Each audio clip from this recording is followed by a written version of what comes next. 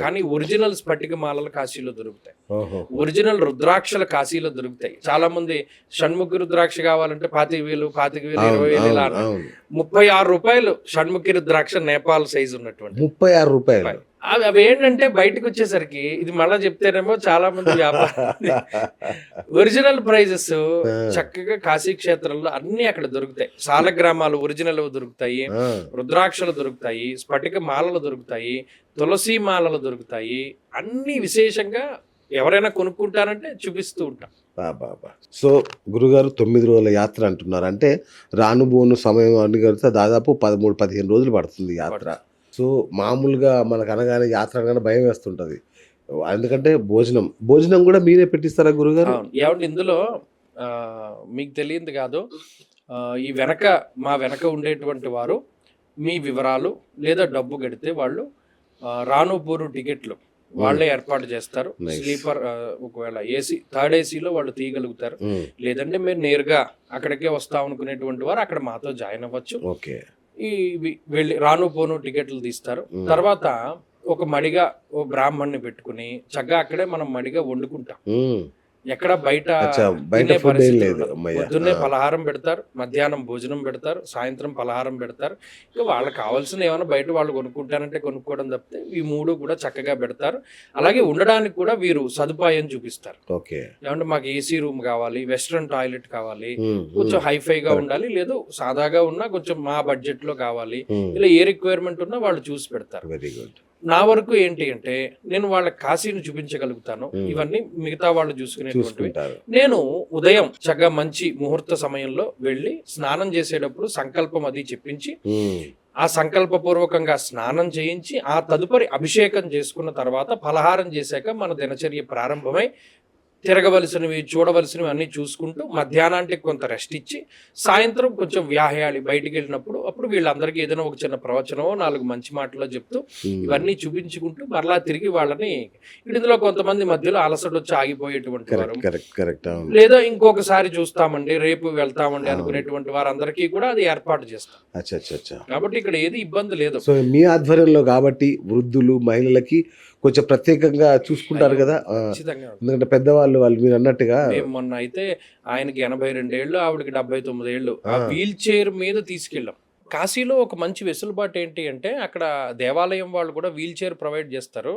లేకపోతేనేమో కొంత ప్రత్యేకించి ఆశ్రమాల్లో వస్తారు ఇంత డబ్బుకి, మేము ఇక్కడ నుండి గుడికి మళ్ళీ గుడి నుండి ఇక్కడికి దింపాలి అంటే మాట్లాడుకుని వెళ్ళొచ్చు. ఓకే. కానీ మరి తక్కువ సంఖ్య అనిపిస్తుంది గురుగారు. 50 చాలా మంది ఇంట్రెస్ట్ చూపిస్తారు కదా, ఎట్లా?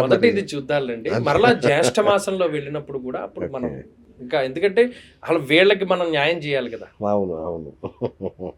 రైట్. అంటే చాలా మందికి భోజనం విషయంలో పట్టింపులు ఉంటాయి కదా, సో అవన్నీ మీరు చూసుకుంటారా? అంటే వాళ్ళు చక్కగా వాళ్ళు ఇందులో ఏంటంటే శాకాహార భోజనంలో వాళ్ళకి ఏవైతే కొంచెం మేము తినలేమనో పడదనో అలాంటి చాలా ఉంటాయి కదా, అది సరిగ్గా చూసుకుంటారు కదా. సో మళ్ళొకసారి చెప్పండి, యాత్ర ఎప్పుడు, ఏ రోజు నుంచి ఏ రోజు, ఎట్లా రెడీ కావాలి, ఏమేమి తీసుకురావాలి? ఏప్రిల్ 4వ తారీఖు శనివారం నాడు ఇది ప్రారంభమవుతుంది. ఏ ఊరు అన్నది మీకు అది మీరు చెప్తురు కానీ తర్వాత మన మెసేజ్ రూపంలోను వాటిలోను ఏ ప్రాంతం నుండి అంటే ఆ ట్రైన్ ఎక్కడ లభ్యం అవుతుంది, మన విజయవాడ నుండా లేకపోతే రాజమండ్రి నుండా లేకపోతే హైదరాబాద్ నుండా అన్నది మనం చెప్దాము. 4వ తారీఖు అయితే కన్ఫర్మ్ గా మనం ప్రారంభం అవుతుంది. బహుశా ఏప్రిల్ 4వ తారీఖు ప్రయాణం ప్రారంభమై మనం బహుశా 6 ఉదయానికి అక్కడికి చేరుకోగలుగుతాం. 6వ తారీఖు నుండి లెక్క 6 నుండి 9 రోజులు, 9 రాత్రులు కంపల్సరీగా కాశీ క్షేత్రంలో ఉంటాము. 9వ రాత్రి అయిపోయిన వెంటనే 10వ రోజున మరలా తిరుగు ప్రయాణం ప్రారంభం అవుతుంది. ఓకే. సూపర్. సో ఈ అంత ఏర్పాట్లు, భోజనము, వసతి, ఎవ్రీథింగ్ మీ మనుషులే చూసుకుంటారు అందరూ. సో మీరు చక్కగా వాళ్ళకి దర్శనాదుల దగ్గర నుంచి పూజాధికారుల దగ్గర నుంచి వాళ్ళ ప్రతి ఆధ్యాత్మిక అవసరాలు ఏదున్నా మీరు చూసుకుంటారు. కాశీఖండం ఎందుకు చదవాలి గురుగారు? 9 రోజుల పారాయణం అక్కడ చేస్తా అన్నారు కదా, ఎందుకు చేయాలి? అక్కడే ఎందుకు చేయాలి అంటే ఇప్పుడు ఎక్కడికైనా వెళుతున్నాం అనుకోండి, ఆ ప్రాంతం గురించినటువంటి ఇన్ఫర్మేషన్ మనకి తెలిసి ఉండాలి. శ్రీనాథుడు రాసినటువంటిది ఈ కాశీఖండం. ఆయన మనకి చిన్నప్పుడు అటజని కాంచె భూమిసురుడు అంబర చెంపు శిరస్సర జరి అని చదువుకున్నాం. శ్రీనాథుడే రాశాడు ఈ కాశీఖండాన్ని కూడా. అంటే కాశీ క్షేత్రం యొక్క గొప్పదనం, దాని చరిత్ర, ప్రాముఖ్యత, పరమశివుడు ఒకానొక సందర్భంలో కాశీ క్షేత్రాన్ని వదిలిపెట్టి వెళ్ళవలసినటువంటి సందర్భం ఎలా వచ్చింది, వెళ్ళినప్పుడు మొట్టమొదటి లింగాన్ని ఆయన ఏ విధంగా అక్కడ స్థాపించి వెళ్ళారు, పార్వతీదేవికి కూడా తెలియకుండా ఆయన స్థాపించినటువంటి ఆ అవిముక్తేశ్వర లింగం ఎక్కడ ఉన్నది, కాశీ క్షేత్రంలో ఎన్ని లింగాలు ఉన్నాయని చెప్పి బ్రహ్మగారు శివుణ్ణి అడిగినప్పుడు ఈ మానవ సంవత్సరాలలో కాకుండా దేవతా కాలమానం ప్రకారం ఒక బ్రహ్మకి ఎంత ఆయుర్దాయం ఉంటుందో అన్ని లింగాలు అక్కడ ఉన్నాయన్నారు. కొన్ని కోట్ల కోట్ల కోట్ల లింగాలు కాశీలో ఉన్నాయి. అవి నది కింద భాగంలో ఉన్నాయి, కొన్ని కనిపించేటువంటివి ఉన్నాయి, కొన్ని కనబడనటువంటివి ఉన్నాయి, కొన్ని వాయు రూపంలో ఉన్నాయి. కాశీ క్షేత్రంలో ప్రతిరోజు సాయంత్రం మానస సరోవరం నుండి నీళ్లు ఎక్కడికి వస్తాయి, ఏ ఘాట్లోకి వస్తాయి, ఆ ఘాట్లన్నీ కూడా మనం తిప్పచ్చు. మనం ఇక ప్రపంచం మొత్తం కాశీలోనే ఉన్నది. అంతే కదా. మానస సరోవర యాత్ర చేయలేకపోతున్నారు. మానస సరోవరంలోంచి ప్రతిరోజు సాయంత్రం ఒక ఘాటు దగ్గరికి నీళ్లు వస్తాయి. ఆ మానస సరోవరంలో నీళ్లు, అది ఏ ఘాటు, ఆ స్నానం మనం చేయిస్తాం. అలాగే కాశీ క్షేత్రంలోనే కొన్ని ప్రముఖమైనటువంటి లింగాలు ఉన్నాయి. ఓకే, ఆ లింగాల్ని మనం చూపిస్తాం. సూపర్. దివోదాసు అనేటువంటి మహారాజు పరిపాలన చేసి ఆ దివోదాసు యొక్క ఆజ్ఞతోటి శివుడు కాశీని వదిలిపెట్టి వెళ్ళిపోయాడు. అసలు ఎందుకు శివుడే వెళ్ళిపోయాడు కాశీలో శివుడు లేకపోతే ఇంకెవరున్నారు? ఇంకేముంది ఇక్కడ? ఆ తర్వాత జరిగిన సంఘటనలు ఏంటి, ఇవన్నీ మనకి ఆ కాశీ ఖండంలోనే ఉంటాయి. ఇంకొకటి గురుగారు, కాశీ అనగానే అందరికి గుర్తొచ్చేది గంగా హారతి. అక్కడ తీసుకెళ్తారా? అయ్యో ఖచ్చితంగా. ఇప్పుడు ఇదివరకు అంటే గంగా హారతి ఒక ఘాట్లోనే ఇచ్చేవారండి, ఇప్పుడు అన్ని ఘాట్లోనూ ఇస్తున్నారు. అవునా?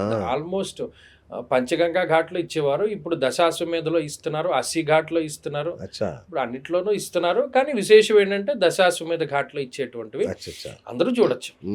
ఏంటి గురుగారు దానికి ఉన్న ప్రత్యేకత ఏంటి? ప్రతిరోజు ఇస్తారు. అవును. ఏదైనా ఒక పని రోజు చేయడం ఎంత కష్టమో, అదే అంటున్నా. అది వర్షం వచ్చినా, తుఫాన్ వచ్చినా, భూకంపం వచ్చినా, సునామీ వచ్చినా, ఏం వచ్చినా హారతి మాత్రం మానరు వాళ్ళు. అది విశేషం. మీరు ఇప్పుడంటే కాశీ, మీకు వర్షాకాలం వచ్చిందనుకోండి, మొత్తం ఘాట్లన్నీ మునిగిపోయి ఇళ్లలోకి నీళ్లు వెళ్ళిపోయి భయంకరమైన పాములు వస్తాయి ఇళ్లలోకి, మొత్తం మునిగిపోతుంది కాశీ అంతాను. జూలై ఆగస్ట్ ఆ టైంలోనూ అయినా వాళ్ళు అలా హారతిస్తూనే ఉంటారు.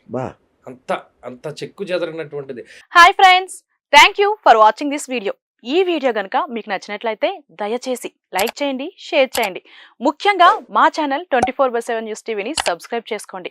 ఆ తర్వాత మీ విలువైన అభిప్రాయాల్ని, మార్పులు, చేర్పులు, కావాల్సిన వీడియో ఏమన్నా ఉంటే మన వీడియో కింద కామెంట్ సెక్షన్లో కామెంట్ రూపంలో తెలియజేయండి. నమస్కారం, సాయిదంచిక మాట్లాడుతున్నాను. ప్లీజ్ సబ్స్క్రైబ్, షేర్, లైక్ చేయండి 24/7 టీవీ ఛానల్. హాయ్ నమస్తే, నేను మీ Sonia Akula. Please subscribe to 24/7 news TV. Hi అండి, అందరికీ నమస్తే. నేను Mankota Prasad. Please do subscribe 24/7 news TV. Political, entertainment and infotainment updates కోసం like, share, subscribe 24/7 news TV.